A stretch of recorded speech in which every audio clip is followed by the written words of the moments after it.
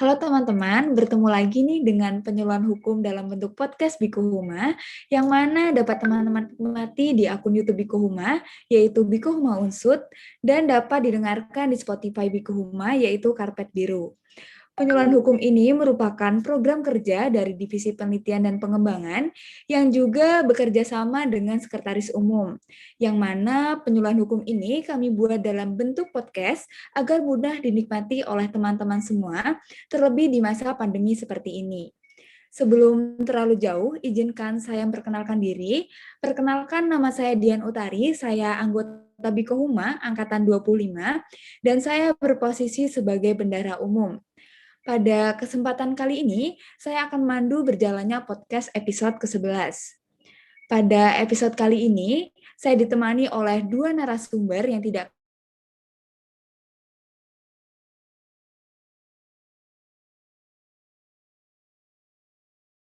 kalah keren dari narasumber pada episode sebelum narasumber kedua.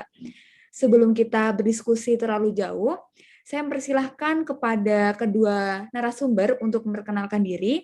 Bisa dimulai dari Kak Panogu terlebih dahulu. Silahkan Kak Panogu.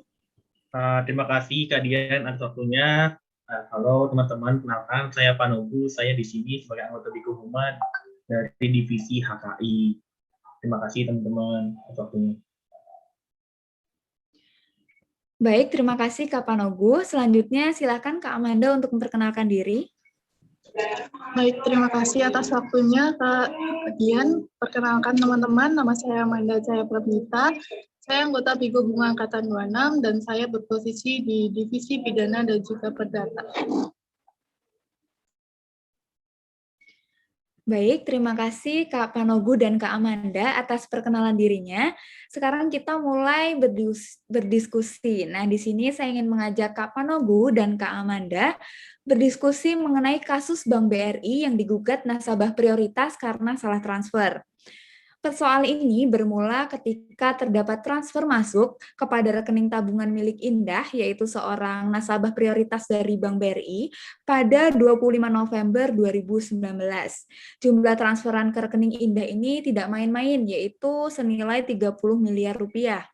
Pada 10 Desember 2019, Indah menanyakan ke customer service BRI untuk menanyakan perihal dana masuk.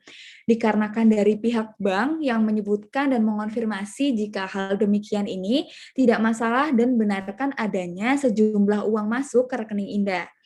Kemudian pada 23 Desember 2019, Indah memindahkan dana dari rekening tabungan ke rekening deposito berjangka pada kantor cabang Bank BRI.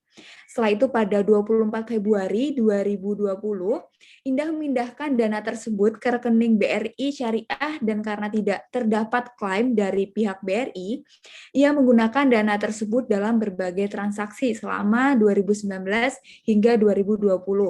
Namun pada 6 Oktober 2020, pihak BRI menelpon dan memberitahu bahwa telah terjadi kekeliruan dalam transaksi tabungan sebesar 30 miliar yang diterima pada kurun waktu 25 November 2019 sampai 15 Desember 2019.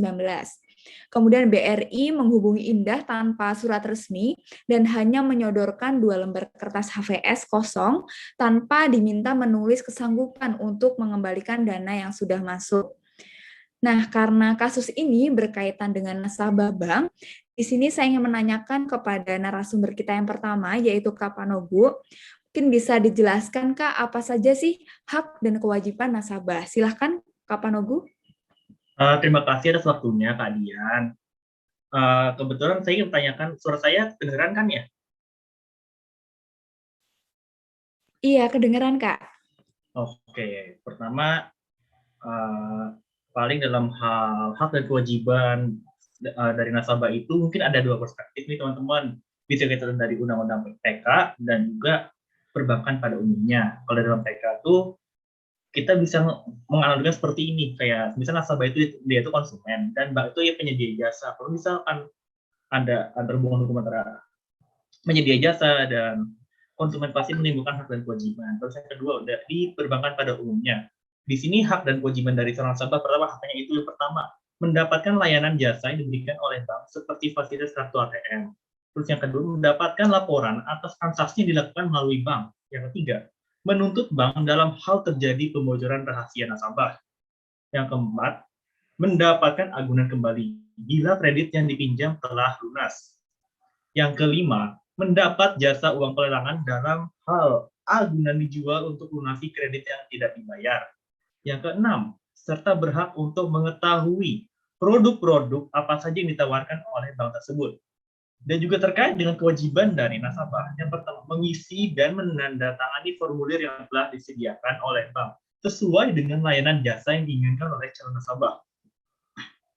Yang kedua, melengkapi persyaratan yang ditentukan oleh bank. Yang ketiga, menyetor dana awal persyaratan yang ditentukan oleh bank. Dalam hal ini, dana awal tersebut cukup bervariasi, tergantung dari jenis layanan jasa yang diinginkan. Yang keempat, menyetor dana awal yang ditentukan oleh bank. Yang kelima, maaf teman-teman, menyerahkan buku cek atau giro biliar atau tabungan.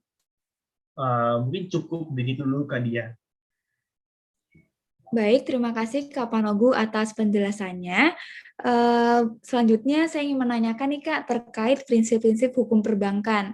Nah, apa saja sih Kak prinsip-prinsip dari hukum perbankan itu? Silahkan Kak Panogu. Nah, ini pertanyaan sangat dasar sekali untuk menanyakan prinsip-prinsip hukum perbankan. Yang saya tahu, atau mungkin teman-teman tahu, prinsip-prinsip hukum perbankan itu ada 4. Yang pertama, prinsip kepercayaan. Yang kedua, kehati-hatian. Yang ketiga, kerahasiaan. Yang keempat, mengenali nasabah.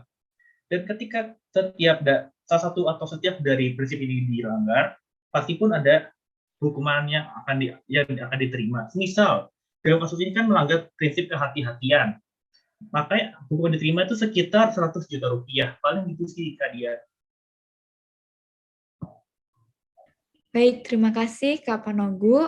Nah, selanjutnya di sini saya ingin beralih ke narasumber kita yang kedua, yaitu Kak Amanda. Nah, Kak Amanda di sini kan kasusnya di sini salah transfer yang dilakukan oleh Bank BRI kepada nasabah prioritas. Nah, di sini kasus salah transfer ini apakah termasuk tindak pidana pencucian atau bukan ya, Kak? Silahkan Kak Amanda. Baik, terima kasih atas waktunya Kak Dian. Jadi itu dalam kasus seperti ini yang kita tahu dalam hukum pidana itu bisa dikatakan tindak pidana kejahatan jika terdapat niat jahat dari si pelaku. Terdapat fakta-fakta yang menerangkan bahwa si pelaku ini sebenarnya sudah menanyakan perihal dari mana uang tersebut dia dapat. Akan tetapi pihak bank ini hanya memberitahu bahwa uang tersebut itu memanglah milik pelaku. Sehingga hasil uang tersebut ini dikelola oleh pelaku. Akan tetapi hal uang tersebut baru diklaim oleh pihak bank tersebut kalau tidak salah itu dalam kasus ini 11 tahun kemudian. Kemudian pada fakta tersebut memang telah terpenuhi unsur tindak pidana pencucian uang. Bahkan mengenai pasal hukuman pidana yang terdapat dalam pasal 85 Undang-Undang Transfer Dana. Tetapi balik lagi nih, apakah memang ada niat jahat dari si pelaku atau tidak? Karena pelaku juga telah beriktikat baik menanyakan apakah memang pihak bank ini telah salah transfer dan bisa membuktikannya. Alhasil berdasarkan dari wawancara Realita TV bersama dengan nasabah serta kuasa hukumnya, itu mengatakan belum mendapat bukti tersebut. Jadi masih terdapat keraguan apakah termasuk tindak pidana pencucian uang atau bukan. Baik, jadi seperti itu ya Kak. Nah, untuk apa sih Kak yang harus dilakukan ketika terjadi kekeliruan dalam melakukan transfer dana? Ya, jadi jika ada kekeliruan ini dalam Undang-Undang Transfer Dana, pasalnya itu yang ke-56 dan 57, serta dibantu dengan Peraturan Bank Indonesia nomor 14/23/PBI/2012, dapat dilakukan pembatalan atau perubahan untuk memperbaiki kekeliruan tersebut, yang mana memiliki jangka waktu selama satu hari kerja sejak diketahuinya terjadi kekeliruan. Dan bagi yang terlambat melakukan perbaikan, maka wajib membayar jasa, bunga, atau kompensasi kepada penerima, atau semua akan teralihkan kepada penerima sepenuhnya. Begitu, Pak Dian. Baik, terima kasih Kak Amanda atas penjelasannya. Lalu dalam kasus kesalahan transfer dana ini, apakah lebih baik diproses dengan hukum perdata atau dengan hukum pidana, Kak Amanda? Ya, kalau dilihat dari pasal 5 ini ya, yang menjelaskan perintah transfer dana yang telah memperoleh pengaksepan berlaku sebagai perjanjian, sehingga akan lebih baik ketika pihak bank dan tersangka ini dipertemukan untuk melakukan perdamaian atau memperbaiki kekeliruan yang terjadi terlebih dahulu. Gitu. Baik, terima kasih Kak Panogu dan Kak Amanda atas penjelasannya. Dan terima kasih sudah menyempatkan jadi narasumber pada podcast episode kali ini. Semoga kita semua selalu diberikan kesehatan dan semoga dunia ini cepat pulih agar kita semua bisa segera berkumpul seperti sedia kala. Terima kasih juga teman-teman yang sudah menonton dan mendengarkan podcast ini sampai akhir. Podcast Biko Huma ini dapat teman-teman nikmati di channel YouTube Biko Huma, yaitu Biko Huma Unsut, dan juga dapat didengarkan di Spotify Biko Huma, yaitu Karpet Biru, yang mana setiap bulannya akan ada podcast dengan topik-topik yang menarik dan pastinya bermanfaat bagi kita semua. Sekali lagi terima kasih, mohon maaf apabila ada kata-kata yang salah atau kurang berkenan di hati. Sampai jumpa lagi di episode selanjutnya. Terima kasih semuanya. Terima kasih, Kak Dian.